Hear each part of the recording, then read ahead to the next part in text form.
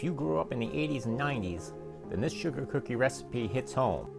This is one of my favorite recipes in the Better Homes Garden Cookbook. It starts with butter and shortening, so you know it's gotta be good. Beat them on high, 30 seconds, dump in your sugar, baking powder, and salt. Beat until combined, throw in some vanilla and an egg, beat them in. Next, beat in as much flour as you can with your mixer. Stir in the rest. Divide your dough in half, wrap it in lightly oiled plastic wrap. I like to chill it overnight. Then flour your surface and roll out to 1/8 of an inch.